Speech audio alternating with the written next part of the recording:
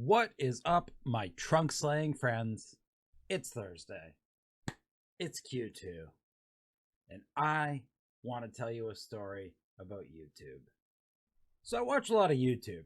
And if you're not familiar with how YouTube or really any social media algorithm works, depending on the content, once you have an account, depending on the content you consume, and then depending on the content outside of the norm that you consume, the algorithm figures out other things to suggest to you to try and keep your eyeballs on the platform. And that's pretty much how all these platforms work. They're all a little bit different, but the idea is to keep your eyeballs on the platform. And if that's working, that's usually a pretty good indication that the algorithm works. And I noticed something weird happening recently that I wanted to talk about because the algorithm started suggesting some stuff that I felt didn't make a lot of sense for Dean. And I realized how quickly me listening to and watching a few things out of the norm made the algorithm want to push me in a direction that I didn't really like. And I think the exact same thing can happen in the business space, not just the MSP space. And it's something you got to be careful of. So we're going to talk a little bit about that algorithm. And we're going to talk a little bit about living in an echo chamber. So I tend to watch pretty much just a few categories: woodworking and sort of like tool DIY videos, medieval history videos, and then a very small amount of freshwater fish keeping videos, and then a couple of goofy creators that make like gaming and commentary content. And that's pretty much it. That's been pretty much it for like 8-9 years on YouTube. So every now and then when you log into YouTube and you go to the homepage under your subscriptions, it'll just bring up stuff that it thinks you might be interested in to try and get your eyeballs on the platform. And every now and then I'll click on a video for something that isn't something I would normally watch but looked interesting. And a couple weeks ago, something came up for, I don't know, some sort of law enforcement video with like the sovereign citizens thing. And so that was kind of entertaining, so I clicked that because it's always fun watching somebody be wrong. And I must have clicked a short as well in the last 2 weeks that was related to law enforcement or guns. I know nothing about guns. I don't have any opinion on guns.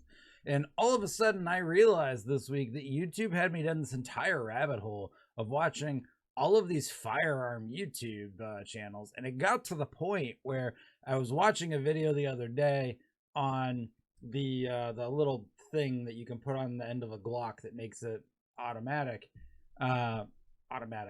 And I'm watching this video, and the person who's expressing the video had a very like strong opinion on it. And I'm following along. I'm like, yeah, I agree. These things are the worst. And then it just clicked in my head. I'm like, wait, I don't care about any of this. I don't own a gun. I don't know anything about guns. I have no opinion on this. What the hell? And so I took a step back and looked through it and was like, wow, look at how quickly YouTube was able to suck me into this echo chamber that it felt would appeal to what I was interested in, which worked, and started showing me all this content that was on stuff that I really don't have any basis to have an informed opinion on, and made me start thinking that I did have an informed opinion on a subject that I literally know nothing about. It's pretty scary. So the same thing can happen with anything else in life.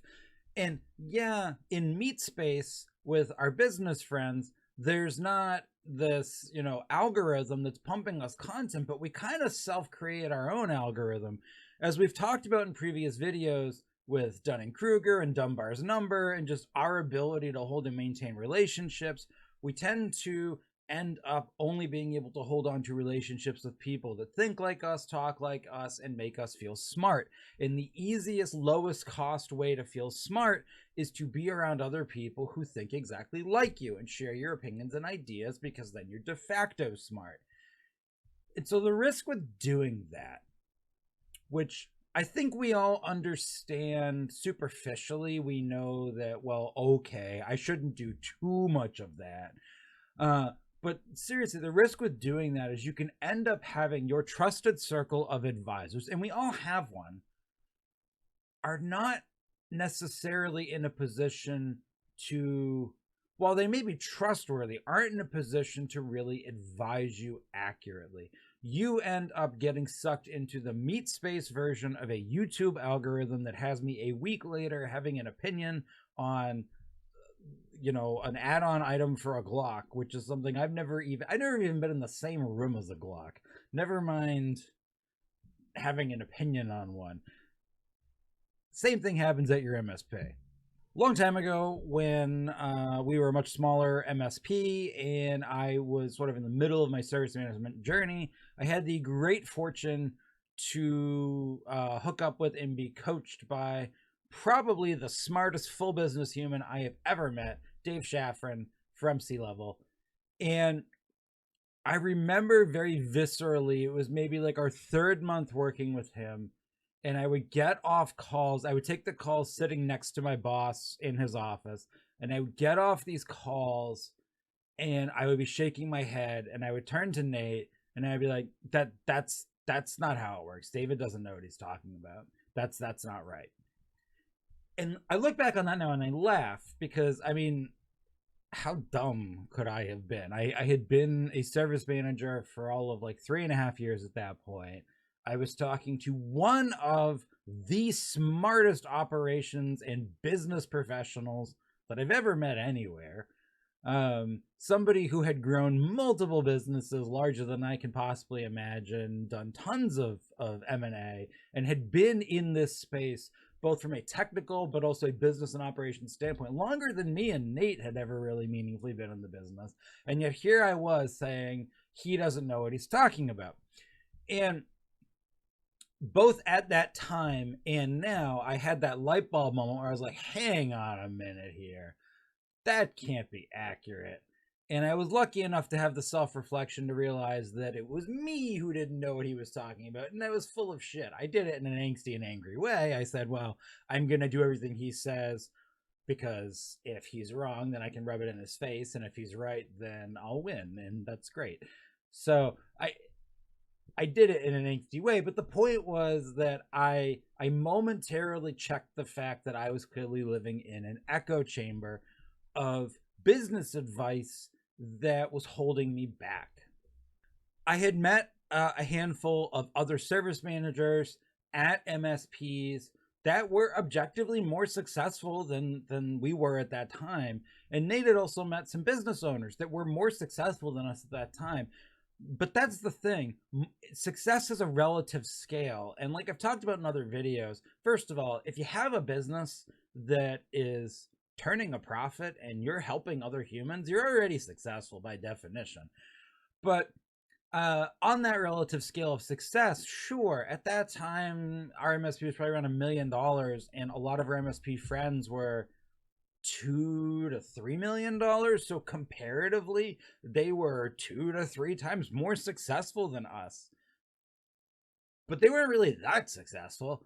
And it's very hard sometimes if you sit in a small group of people like that you like, that are within your scale, big fish in the pond you're all in. It's very hard sometimes to realize that, yes, that is true. And that doesn't mean they're dumb or idiots, but that also doesn't mean that they have all the answers, that success isn't, the scale that only exists within your pond. And for me, one day, and I don't remember what it was, but much like I had a wake up moment with YouTube, I just kind of woke up and I was like, wait, hang on a second. These people that we talk to, they're smart, but it was, I don't know, maybe like 12, 15 people. They can't have all the answers. Like the C-Level thing, like they have a lot of clients. There's got to be something to this.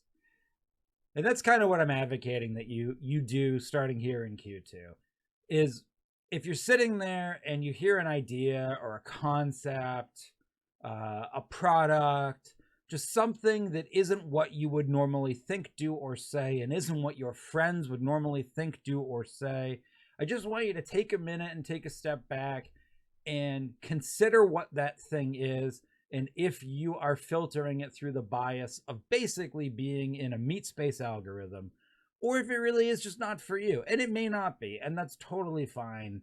But I see it a lot. And if you want the most obvious example that I know a lot of you have been guilty of, look at the Kaseya bashing. I think that's a great example. I'm no Kaseya apologist. I don't really have an opinion one way or the other. But like a lot of the stuff that they make is fine. It's fine. I've used it. It's fine. There's nothing wrong with it.